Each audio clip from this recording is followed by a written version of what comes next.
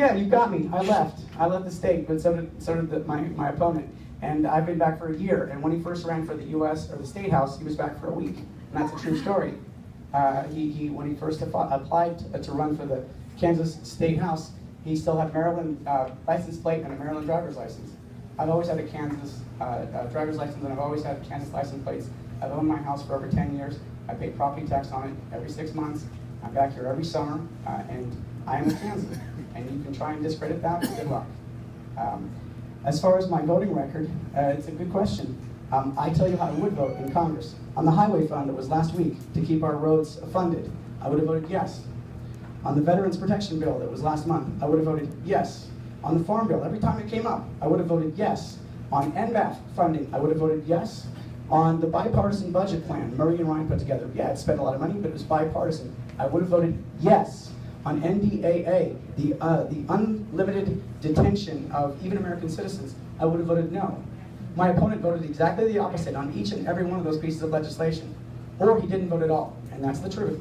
So I'm just asking, you want to check my voting record? I'm telling you how I would vote, because I would vote for the things that mean something to Kansans.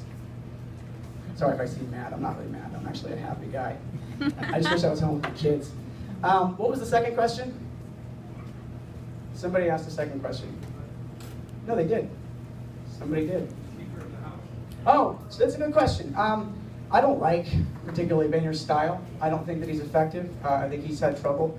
But at the same time, I know that when my opponent first got elected to Congress, one of the first things he did was he staged a coup against the Speaker.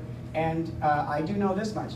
On the floor of the House, when you vote for the Speaker, it is based on the majority of the votes. If my opponent would have gotten enough votes against Boehner, if he would have, Nancy Pelosi would have been the Speaker of the House. And that's true, because the majority vote cast goes to the Speaker of the House. So you have to think about the outcomes of your no vote. Sometimes your no vote will cost. Sometimes a no vote is really not a good vote. Was there another question? I will stop. Yes. Can I ask a question? I'll take my candidate hat off. Yeah. Are you for or against the redefinition of marriage? No, that's a good question. If I could take a minute. I applaud Congressman Camp. I do, because in Kansas he passed a traditional marriage amendment, and that is a strong amendment, and I'm 100% for it. But now the congressman is going to the U.S. House, and he's pushing for a constitutional definition of marriage. Now, again, I think strategically, by and large, the states, the majority of the states, they support marriage equality. Now, Kansas has our traditional marriage definition, and I applaud it, and I want it to stay. But if you go to the national stage and you try to set national marriage definition, you know what you get? You get marriage equality. You get forced marriage equality in the state of Kansas. And right now we don't have that. So as you keep bucking the system, as you go in there, you will end up losing and costing Kansas the traditional ways that we hold dear to us. And I wouldn't do that. I'll protect Kansas's right to define marriage.